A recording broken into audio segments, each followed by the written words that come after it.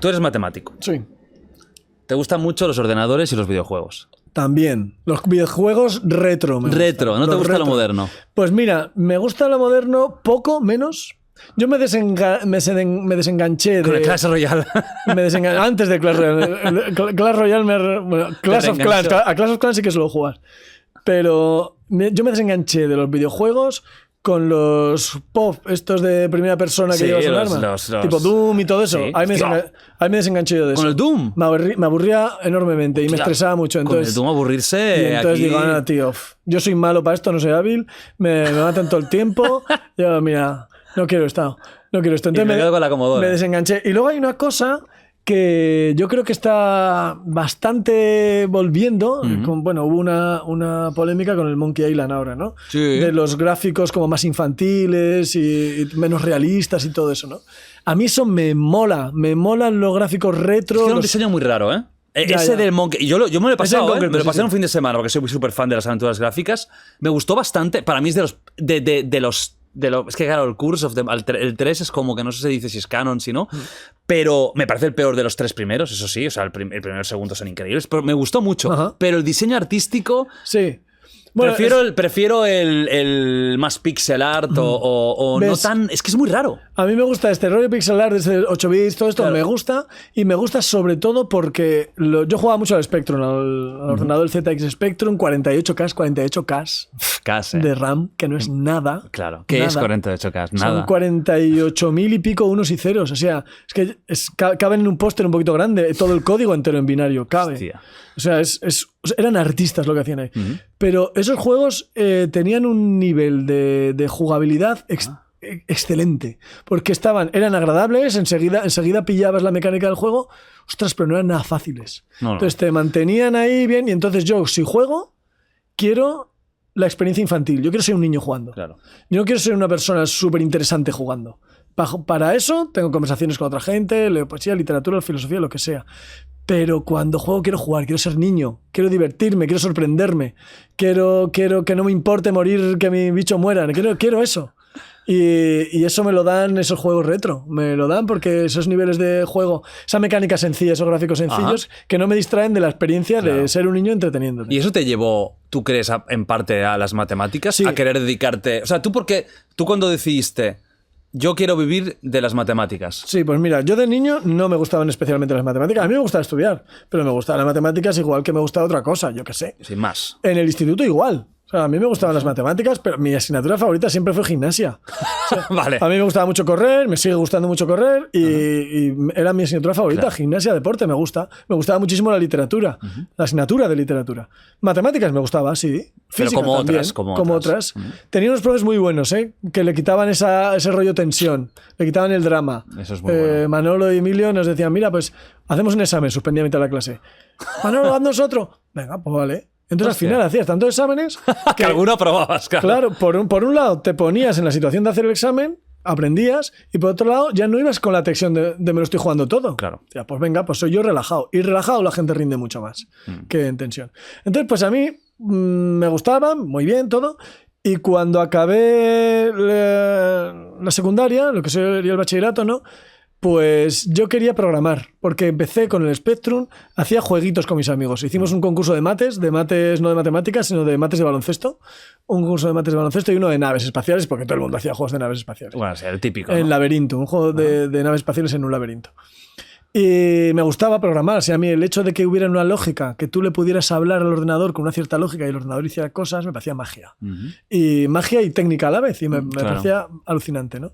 Entonces a mí me gustaba programar. No había en Logroño una asignatura, o sea, una carrera de informática donde hubiera programación y tal.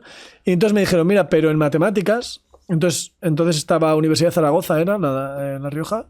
Entonces, en matemáticas, en los últimos años te puedes especializar en cosas de computación y tal. Y digo, vale, pues la matemática me parece bien y tal. Entonces entré a matemáticas. Y recuerdo, en clase de álgebra es donde yo me enamoré de las matemáticas y a decir, hostia, esto es lo mío. ¿Es tan dura la carrera de matemáticas como dicen? Es dura. No es una leyenda urbana, realmente es una carrera dura. Mucho estudio, muchas horas, ¿no? Es dura porque sobre todo tienes que cambiar la forma de aprender. ¿Por qué? Porque cuando estamos en el instituto, también en clase de matemáticas, estamos muy acostumbrados, y esto yo creo que sí que tiene un poco de culpa, que que casi todo el bachillerato se reduce, voy a decir esto que no suene blanco y negro, pero se reduce en buena parte a preparar la selectividad. Y eso mediatiza todo. Entonces tú aprendes a hacer unos tipos de ejercicio, vas aprendiendo a identificar qué tipo de ejercicio es y entonces identificar cuál es el mecanismo y hacerlo, ¿no? Integrales, derivadas, todo esto. Y la carrera de matemáticas no es así, para nada. Entonces tú aprendes por qué son las cosas, por qué las integrales funcionan, aprendes una serie de herramientas, una serie de conocimientos y entonces cuando te plantean el examen te dicen, mira, yo no te voy a preguntar nada que hayamos visto en clase. A lo mejor te pueden preguntar un teorema, algo que has visto en la carta de teoría, vale. Pero te van a poner problemas que es la primera vez que los ves. Buah. Pero el profe lo ha medido para saber que con las herramientas que tú has adquirido en el curso, tú tienes conocimientos para resolver eso. Un puzzle un poco. Sí. Tú sabes que tienes herramientas para cumplir eso. Adelante con ello. Y entonces la gente, claro, eso es un impacto, sistema claro. De estudiar que es muy diferente. Y ahora en primero en la universidad, cuando llegue febrero, ahora en los primeros exámenes globales, eso es un valle de lágrimas. Es una escabechina, ¿no? Es un valle de lágrimas, o sea, porque hay gente, date cuenta que ahora las matemáticas es una carrera muy solicitada. Las notas de corte son altísimas. O sea, que va gente muy top. Ya va gente muy estudiosa. Va gente que no solo es que no ha suspendido nunca, es que a lo mejor no ha sacado por debajo de un 8 jamás. En su vida. Por lo menos en el bachillerato. Porque tienen que tener la nota de corte este año en mi uni ha sido un 12,8. ¿De 14? De 14. ¡Buah! Entonces tienes que tener 10 en casi todo. Entonces son gente que son la élite del bachillerato, llegan allí y a lo mejor de 5 asignaturas les caen 3 o 4. Que no habían visto esto en la vida. Claro, entonces viene la depresión. Yo no valgo para esto, ¿qué hago yo aquí? Soy un impostor, hasta ahora he parecido que soy Síndrome más listo del impostor, y ahora no lo soy. Entonces, claro, es un valle de lágrimas. Y nosotros tenemos que andar con ellos diciendo, mira, que no, que tú puedes con esto, de esto se sale, ya verás, esto es un cambio... De esto se sale, parece de las drogas. Claro, es un cambio de mentalidad simplemente. Una charla con un drogadicto, de eso se sale, amigo. De esto se sale. Tú puedes. Tú puedes. Y entonces, pues es eso, tienes que cambiar la forma de pensar, la forma de aprender y verás que te va a ir mejor y que además vas a ser bastante más feliz. Pero primero es un choque. ¿Mucha gente abandona en primero de matemáticas? Menos que antes, es la impresión que yo tengo. Antes había un abandono importante. Antes había mucho abandono, pero yo creo que es porque hay veces que, claro, uno no sabe lo que se mete cuando se mete a cualquier carrera, más en matemáticas, y dices, esto no es lo que yo esperaba. Pero esta gente los que están ahora, por lo menos la visión que yo tengo desde mi facultad, son gente que las notas a lo mejor no son tan diferentes, las que sacan en la carrera, que lo que sacaban cuando entraba la gente con 6 de nota de corte y tal, pero son más resistentes. Esta gente está acostumbrada a levantarse después del golpe. Claro. Y entonces dicen, mira, no he podido, pero tienen amor propio y van a por ello. Claro. Y eso es admirable. Ahora que dicen mucho de la gente de los chavales, son muy blandengues, tal, no sé qué. Bueno, son blandengues en ciertas cosas, pero también hay chavales que ole, ¿eh? ¿Y cómo es que están solicitadas matemáticas? Porque hay pocas plazas. Porque hay mucho curro. Hay mucho curro. Hay mucho trabajo en matemáticas. Muchos sitios. Cada vez más con el tema de informática, claro. Inteligencia artificial, análisis de datos, todo esto. ¿Son las carreras de futuro?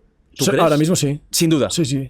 Son una carrera de presente totalmente. De presente, de futuro. Y de futuro en los próximos años la demanda va a seguir. Va a seguir porque ahora mismo cualquiera que sepa qué hacer con los datos que tenemos y qué hacer Big con data, ello. ¿No? Claro, y cómo sacar información de eso, ver patrones, está muy solicitadísimo. Y si encima sabes informática, sabes programarlo, pues mejor que mejor, ¿no? Claro. Muchos exalumnos están trabajando en grandes empresas, en consultoras y tal, y me dicen, hace poco una chavala me decía, fui a una entrevista de trabajo donde pedían a alguien de matemáticas. Me cogieron. Es una de las grandes consultoras multinacionales.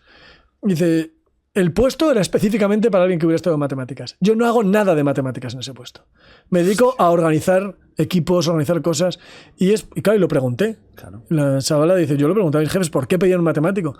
Y dicen, porque los matemáticos sabéis cómo resolver cualquier problema. Sabéis analizar un problema, dividirlo en sus partes fundamentales, cómo se relacionan esas partes, y a partir de ahí solucionarlo. La cosa específica de cuál es el ámbito de solución de ese problema, lo aprendes. Eso lo aprendes. Pero eso otro, el saber desarrollar patrones de resolución de problemas, eso, ostras, quien ha pasado por una carrera de matemáticas, para empezar es un superviviente. Es así. Total, es así. Sí, ha pasado por tortas como panes. Y luego dices, mira, yo sé tener la calma para analizar la situación y decir, venga, estas son las partes. Primero solucionemos esto, luego vendrá esto otro. De esto otro vamos a sacar piezas para solucionar esto. Y eso Eso es nuestro trabajo cotidiano. Yo trabajo en investigación, yo cuando me enfrento a un problema, no solo es que no sepa si yo voy a ser capaz de solucionarlo o no, es que no sé si tiene solución o no. Y entonces vas a ciegas, pero dices, pero yo sé que si doy pasos firmes, lo que saque va a ser sólido. Bueno, pues esto una empresa lo quiere. Claro. Yo quiero una persona que se enfrente a la vida así. Que diga, mira, yo no sé si nos va a ir bien o mal, pero sé que tomando decisiones adecuadas, no sé si llegaré a la meta que quiero ponerme, pero a lo que voy a llegar por el medio va a ser bueno. Pues para esto quiero a los matemáticos.